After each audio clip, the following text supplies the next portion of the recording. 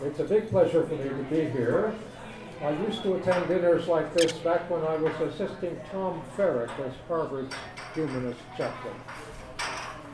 The first of the two proposals that I'm going to describe today is for a postgraduate degree program at the university in India that I am affiliated with for training a new kind of ecological economist. One of the main features of the program would be that you can't study in it unless you have already studied a lot of chemistry in college. And the program's director of admissions would have to interview you and decide that your competence in chemistry is genuine. We wouldn't take anybody's word for it. Why chemistry? For the sake of a long overdue improvement in the skills of ecological economists. Economics professors have drawn a distinction between two kinds of ways of assessing what they call natural capital, but they themselves can apply only one of the two ways, and this is true of the ecological economics professors as well as the market economics ones. The names of the two kinds of assessment are a bit obfuscating, but the distinction is important. They are called weak sustainability assessment and strong sustainability assessment. Market economists can do the weak kind, but the strong kind can be done only by people who have studied chemistry and this or that science making use of chemistry, such as mineralogy, materials sciences, meteorology, agronomy, nutritional science, and epidemiology. Weak sustainability assessments assign cash values to natural capital. A dozen years ago, a team of first-rate market economists made such an assessment of all the trees in India, which are a big part of India's natural capital. By calculating, this was the main factor in their assessment, how much money the lumber from all the trees would fetch if the current average price per kilogram of lumber didn't dive because of a glut in the market. The assessment was based on ignoring that in order to get the lumber, all the trees would have to be cut down, and then they would no longer be providing fruit or shade, performing photosynthesis, extending hospitality to birds, and all the rest of it. Those particular market economists were plenty smart enough to know this, but they had to get a monetary number in order to make sense to other market economists and to businessmen and government bureaucrats. Every weak assessment of natural capital has some such weird defect. Strong sustainability assessments are assessments of material, physical realities, such as, for instance, how many plants of this or that species are available, more or less locally? What are their ecological and economic functions and their current conditions? And what substitutes for them might suffice? Such assessments are vital in order to help determine what it may be feasible to do to alleviate some of the environmental problems that are already beginning historically to render ecological economics important. Assessments of that kind, the strong, yield information analogous to the information used by a medical doctor to assess your health and decide what should ideally be done about it, whereas a weak sustainability assessment is analogous to what the hospital's administrative staff tells you. You can get some treatment by paying us $800 this year, $1,500 next year if you live that long, and so on. The monetary information is important, but it's not about your medical condition. You and your doctor may well need to take account of both kinds of information in order to make a reasonably wise decision as to how to proceed. And the same is true for a nation confronting big ecological questions like how can we get the vitamins we need, and how can the electric grid continue to function when the Earth's remaining stock of copper ore approaches zero quality as it will in the next 2 or 3 decades.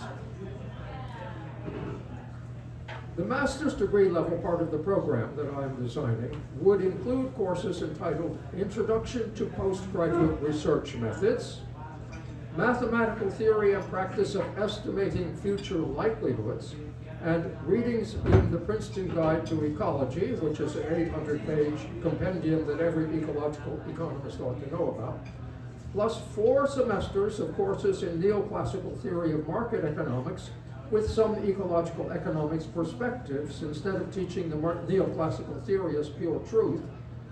The textbook for 2 of these 4 courses would be Herman Daly's and Joshua Farley's Ecological Economics Principles and Applications. And there would be 6 one-semester courses comprised of expert guest lectures and follow-up discussion classes on various kinds of strong sustainability assessment. My titles for these 6 courses are 21st Century Climate Change and its Socioeconomic Consequences, Ecologically Conditioned Modern Agronomy and Storage and Delivery of Food, Environmental Aspects of Modern Methods of Producing and Delivering Non-Edible Goods, Environmental Changes and Public Health, Current and Forthcoming Issues in Regard to Waste Disposal, and current and forthcoming issues in regard to economic supply of exergy. Exergy, that word, is a synonym for the term available energy, which means energy available to make things move faster or slower in any specified direction than they're already moving, and or available to heat things up. Radiation from the sun is a kind of exergy that we get without paying anything for it. Exergy that we pay money for is called consumable energy. Beyond the master's degree level, there would be a series of seminars on various kinds of strong sustainability assessment, an advanced course on statistics and prediction, and advanced courses on how the world market and certain national markets have behaved in the 21st century, and on how market economic theory has recently been evolving. A funny thing about this latter topic is that the Swedish National Bank's so-called Nobel Prize in Economics has been, every so often since the mid-1990s, given to someone for destroying a venerated basic pillar of neoclassical theory. John Nash in 1994, Amartya Sen in 1998, Joseph Stiglitz in 2001, Daniel Kahneman in 2002, Eleanor Ostrom in 2009, Robert Schiller in 2013, and Richard Thaler in 2017. But the bank then normally reverts for a few years to giving the prize to people who are still trying to rescue what's left of the neoclassical theory. So it's important to be up to date on this saga, a hilarious saga, really. Every PhD dissertation in my proposed program would include a strong sustainability assessment and some assessments of short and medium-term cash costs of addressing the matter. However, an underlying objective of the entire program would be that every PhD graduate could evaluate the level of competence of strong sustainability assessments made on the basis of sciences other than the one involved in his or her own academic exercise in strong sustainability assessment. Yeah? Competence to distinguish across the board between fake strong sustainability assessments, such as global warming as a hoax, and genuinely scientific strong sustainability assessments is absent, completely absent in today's teaching of ecological economics. That's why we need this reform. Now, I'm looking forward to your questions and feedback in regard to this proposal of mine. On the front side of the handout for this talk are 2 email addresses for me. Please send duplicate messages to them if you wish to follow up. Okay? Now, I think we are short of time, so I'm going to go on now to my second proposal, if you think this would be a good idea. Okay? So, take a moment to jot down. I would love to hear from you if we could follow up, and you could either say that I gave a wonderful talk, or it needs to be fixed, or you can help me, or anything like that. Now, this second radical proposal of mine has to do with the fact that whenever we translate a text into a very different language, different because it's from a very different culture, The religious terms and other words or phrases conveying moral content or philosophical notions are impossible to render accurately in translation. They are extreme cases of what is meant by the Italian proverb tradurre tradire, which means to translate is to betray. An example that I've had to deal with in some of my own writing has been the Hindi word dharma, spelled D-H-A-R-M-A in the English alphabet, which is sometimes translated as duty and sometimes as religion. But in the Hindi word, both of those meanings are always inherent together, and the kinds of duty are mainly one's caste duties. That is, duties which someone in a very different caste wouldn't have. It is, for instance, not the dharma of a high caste person to clean up the feces that she deposits on a road, but it is his or her dharma not to sit on a toilet seat that a lower caste person has sat on. Unless, if you're religious in a certain old-fashioned way, the seat has been purified, quote unquote, with cow urine. So, dharma is a tricky word, you see. Okay. One way of dealing with culturally loaded terms like that is simply to cite them in the original language, like we do in English with the French phrases hors d'oeuvre and bon appetit, and with the German words gemütlich and Weltanschauung. Yeah? Each time you do this, you're drawing simultaneously upon the cultural resources of more than just one language. I think that a linguistic practice analogous to a broader vision of that device could render internationally negotiated diplomatic compromises more likely to make good sense to the citizens of the countries whose diplomats have negotiated the compromises.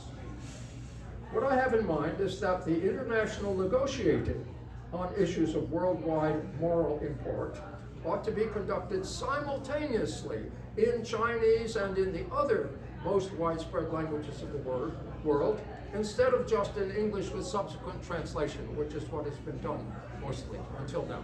French has had a quick look in, but hardly anything.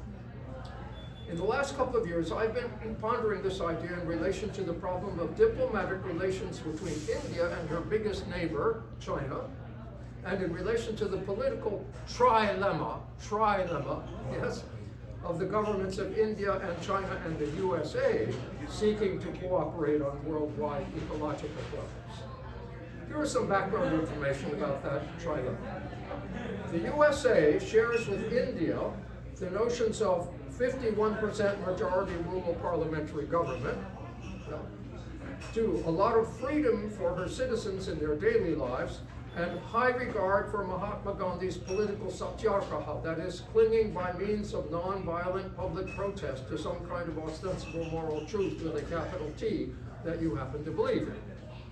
But China has an authoritarian government which dreads the Gandhian precept, gives short shrift to indulgence in freedom, and laughs at the sordid way in which political majorities are pasted together in the USA. A classical example in Western history of the dangers of authoritarian government has been that in the history of ancient Rome, a few years after the long reign of the Emperor Augustus had been a golden age, his descendant, Caligula, was notoriously inept at governing and notoriously cruel during the latter part of his 4-year reign, which ended up with his assassination. And then the successor to his successor was the Emperor Nero, to whom the English language owes the metaphor of fiddling while Rome burns, which is what we're doing today. Yes. The decline and fall of the Roman Empire is not part of China's cultural baggage, however. China has instead a concept of vigorous new imperial dynasties replacing decadent old ones. That concept is built into the Chinese language by means of a phrase that's normally translated in English as the will of heaven. The dynasty loses the will of heaven, then a new dynasty gets it. Still authoritarian, still imperial. Another notable feature of Chinese culture is that the people there regard it as humankind's central nation. This opinion is inherent in the standard Chinese word, Zhonghua, for China, which is printed for you in the middle of the front page of your handout. Please take a look. Right there in the middle. You see that line right through the center of the box. Yep.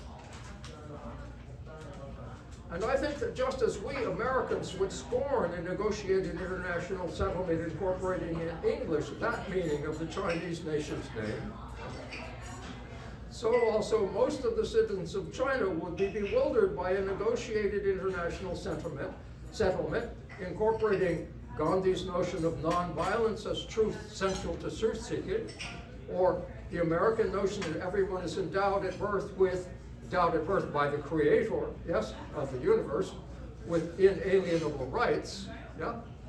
People in China are born without any rights, but only with potential duties. And there's a tendency in Chinese culture for your duties to begin to function on your 6th birthday, when your mother holds up a stick and tells you that you have now reached the age of reason and can therefore understand that if you disobey her, you're going to get hit. Does that mean that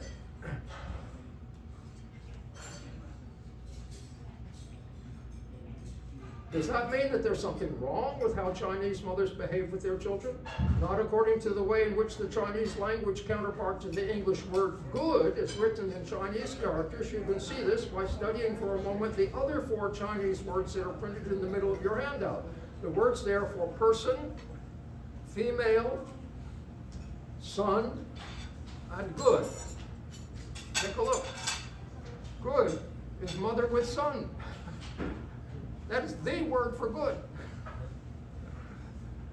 So it's perfectly okay for the mother to use the age of reason at age 6 and introduce this. So truth is bound with authority of the stick and goodness. I think we ought to understand a few hundred facts of this kind about the Chinese language if we want to negotiate agreements with China that would make common sense to her people as well as to ours. Some of the best China experts in the USA are originally from Singapore, where many people of Chinese descent have superb command of English as well as of Chinese. A first-rate China expert in England, Cambridge University Professor Hans van Degen, pointed out 3 years ago that the West is no longer the great example for what China might become. A newly confident China has rediscovered its history and finds value in it. Change will come in China, but in ways that will build on principles that have underpinned Chinese politics for centuries. He mentioned as examples of such principles, one, the idea that political authority must restrain private business, no laissez-faire in China, yep. And, quote, a distrust of adversarial debate. It's what we do in our elections, yep. Since, quote, throughout Chinese history, the written word reflecting considered opinion, free from passions of the moment, has been highly regarded, end of quote. You had to master that kind of writing and thinking in order to be accepted into the imperial bureaucracy. An aspect of current Chinese authoritarian thinking, which I became aware of in the course of co-authoring a text with an economics professor in Beijing, is that the Uyghur Muslims working in the concentration camps in Xinjiang are being paid by the government for their labor at rates far higher than they had previously earned.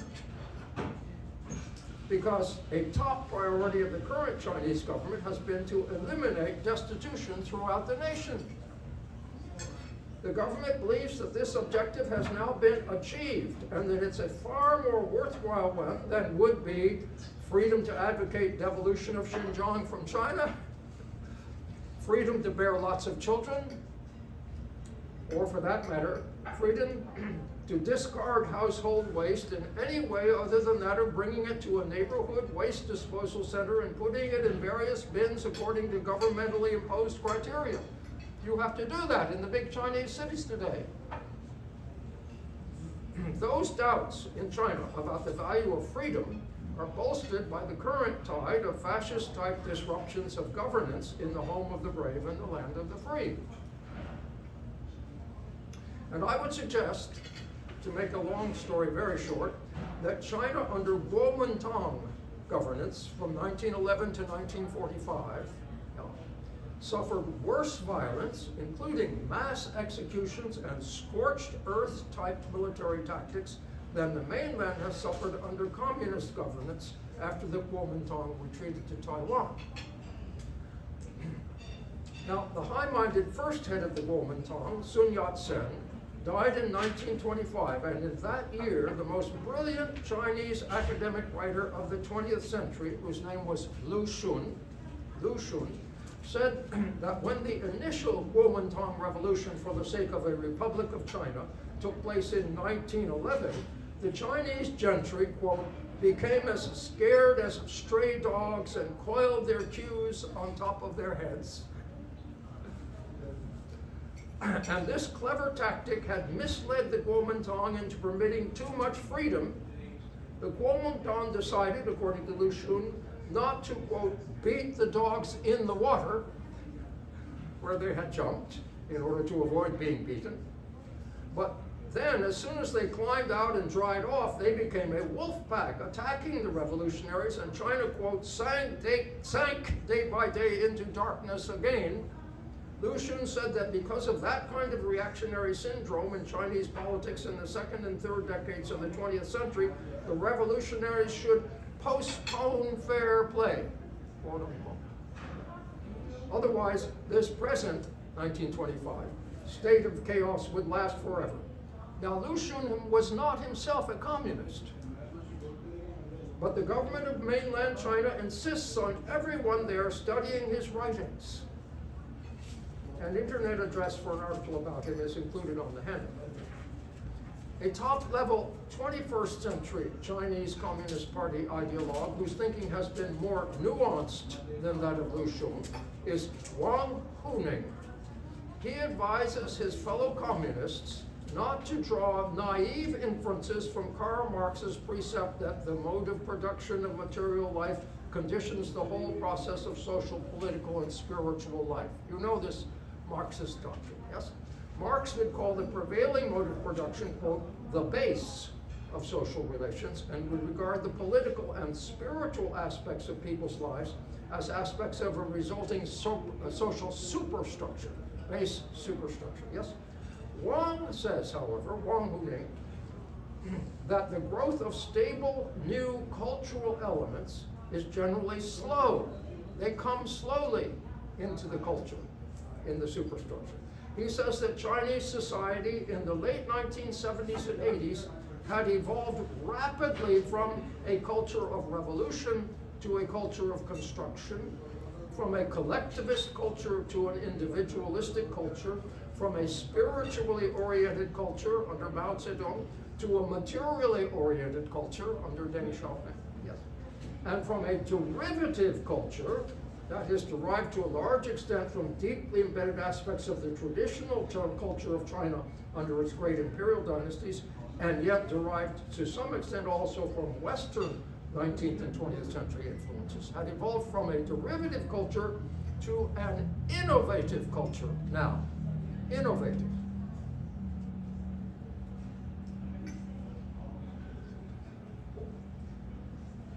And the Chinese government, he says, after due deliberation as to what would be a psychologically feasible and spiritually beneficial innovative set of moral core values to embed in a distinctively Chinese 21st century national culture, that government ought to work toward that end by promoting what in the USA would be called a cancel culture vis-a-vis harmful Western influences. That is, influences considered likely to render government in China just as unstable as the government in the USA is becoming.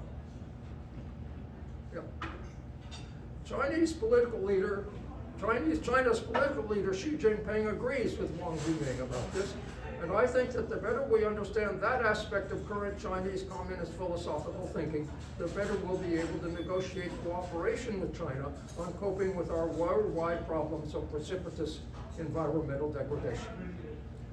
Apart from China, more than another billion people are in India with her philosophies and her common sense preserved to a large extent in Hindi. About 2/3 of the Indians are thinking in Hindi. as well as 1 billion in Africa and 2/3 of a billion in Latin America. My proposal is based on a hope that worldwide fear of what I like to call anthropomorphically angry Mother Nature, which is what we've got now. Yes, that fear could give us all an impetus to overcome what our biblically inclined friends would call humankind's Tower of Babylon problem. Yes? Now, when describing these two proposals of mine, the one for the ecological economics training and the one for international negotiations of issues of worldwide moral importance, when I describe them as radical, I don't mean to suggest there's anything about them that isn't perfectly sensible. I only mean that they get at the roots of certain big 20th century problems. Yes? Please do send me a message if you'd like to help me improve them, or if you might like to help in some way to get them adopted. And thank you for your attention, even if you don't want to send me a message.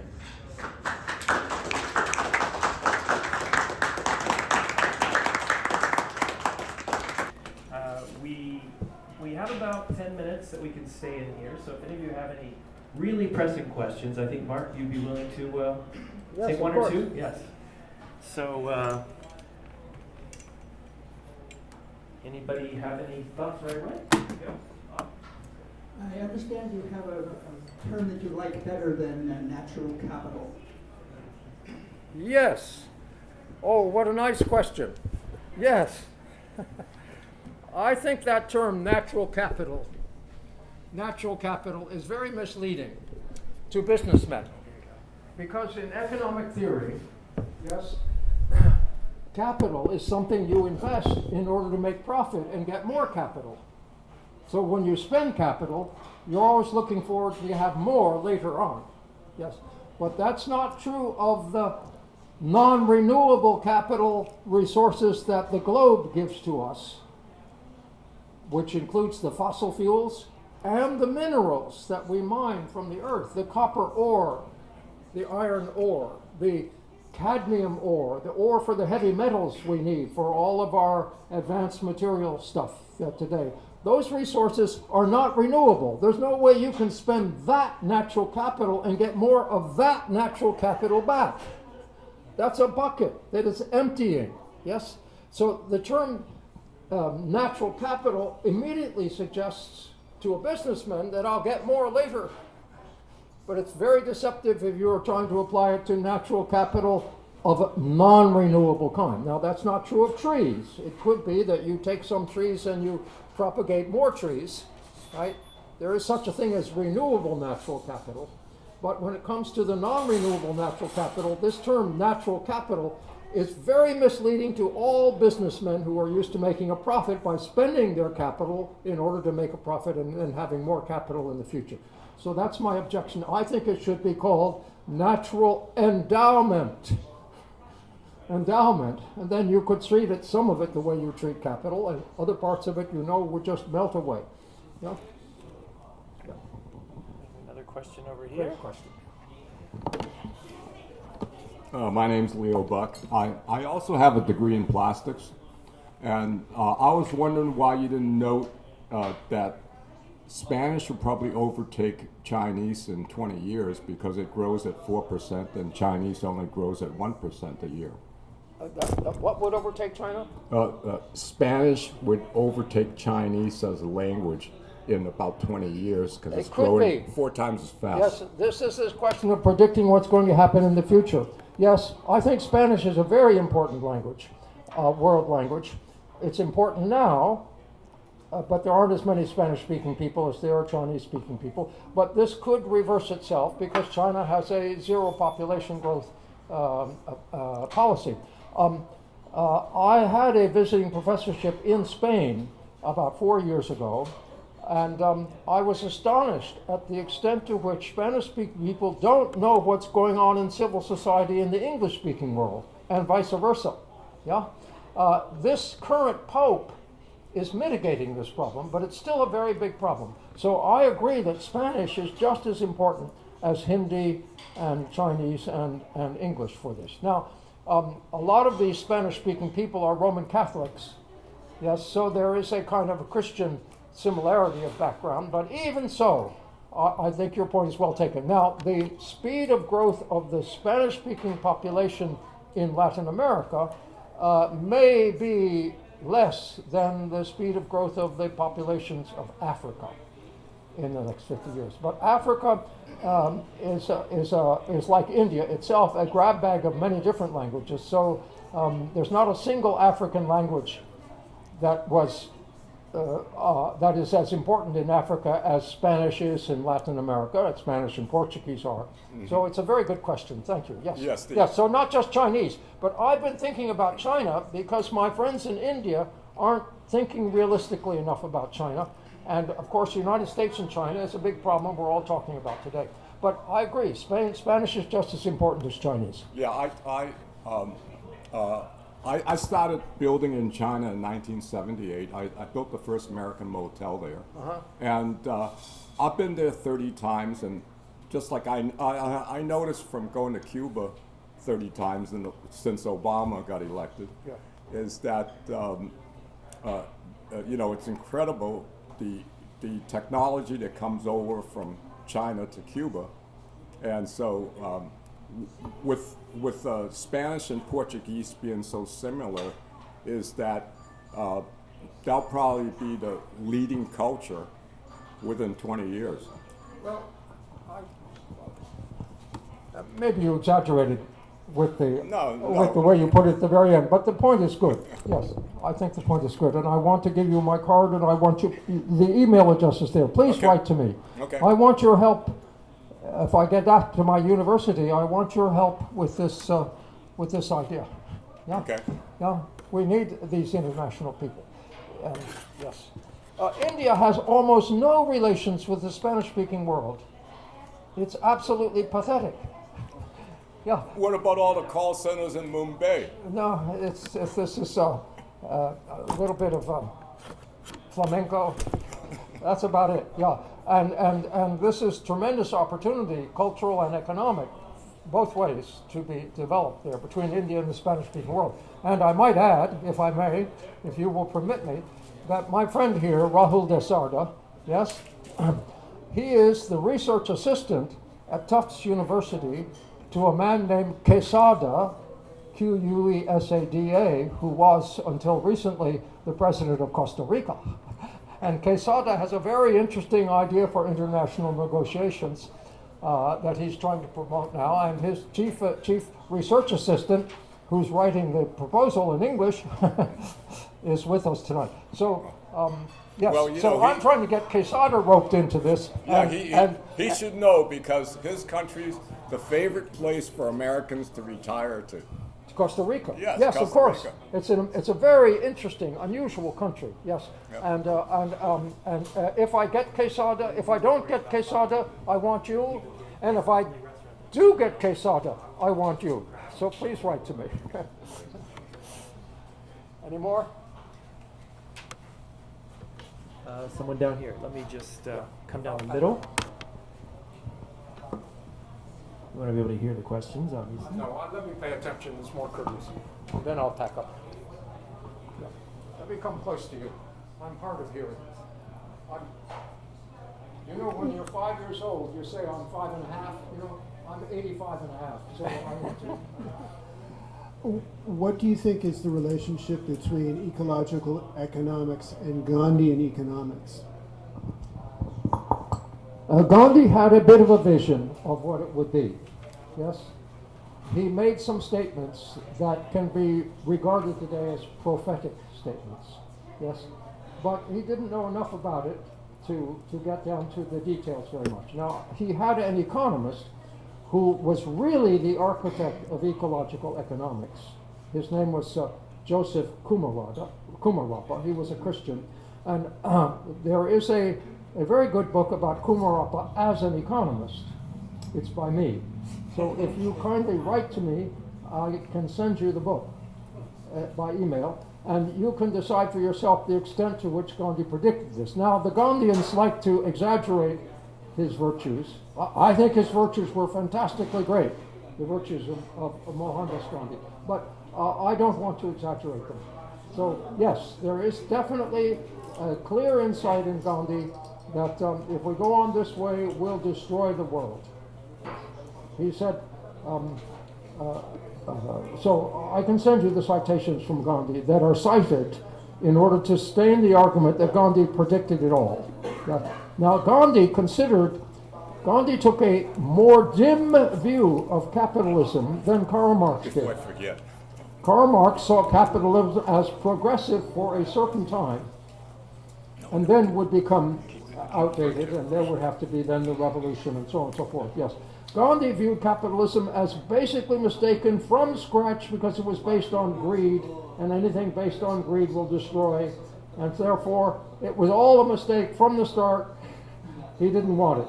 Yeah. So that is already tipping him in a different direction from the direction of market economics. Yeah. You see. It's a complicated question. The only simple thing about Gandhi was his clothing. Everything else is complicated. I was thinking specifically of the idea of Swadeshi, local production. Yes? And trusteeship. That's right. That's right. That's right. These are two key Gandhian concepts. Self-reliance for villages. Now, not every village can be self-reliant. There was a Gandhian follower, Vinoba Bhave, who said that every village would have its nuclear fusion power plant. Okay. Well, Gandhi didn't know any more about nuclear fusion than Vinoba did, you understand. And everybody in villages today has the phones, the telephones. The villages do depend on the cities for something. So 100% village Swadeshi isn't really going to happen. Yeah? And I have some thoughts about this kind of issue. This is one of the issues. The other issue is trusteeship. Yes. Everything you think you own, you really should realize you only are managing it in behalf of everyone else. You are a trustee. This was Gandhi's idea. This was his answer to authoritarian government. That the capitalists would all be regarded as mere CEOs of companies that were so on and so forth. So these are Gandhian ideas that are key to this. I'm delighted by your savvy in pointing to these pillars. Yeah. But I think it's going to be mixed. I think, in fact, it's going to be mixed. And that's a point which I think that our friend, whom we're going to write an article about, yes?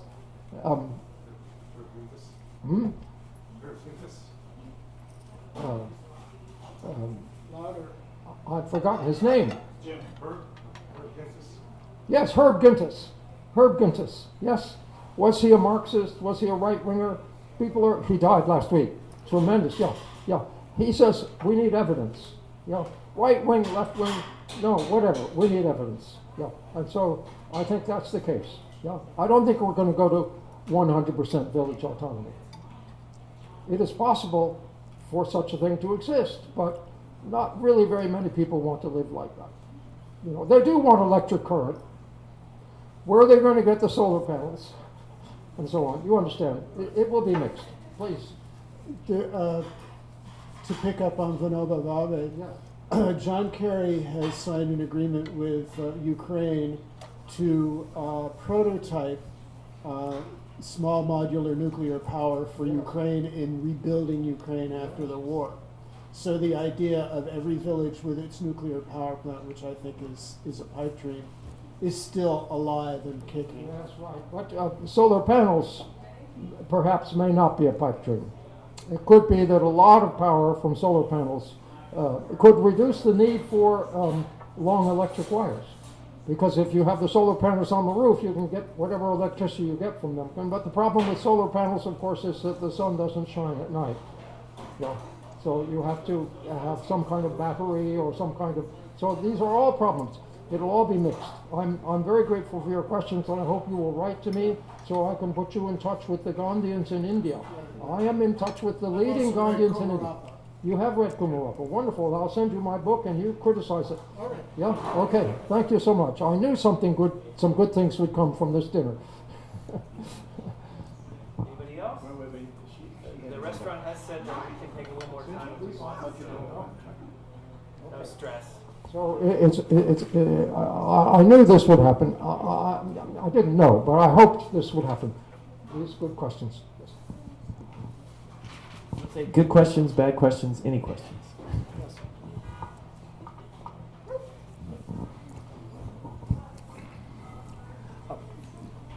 I was a solar engineer in Silicon Valley in 1977, and we found that the best storage for solar panels is pumping water to store.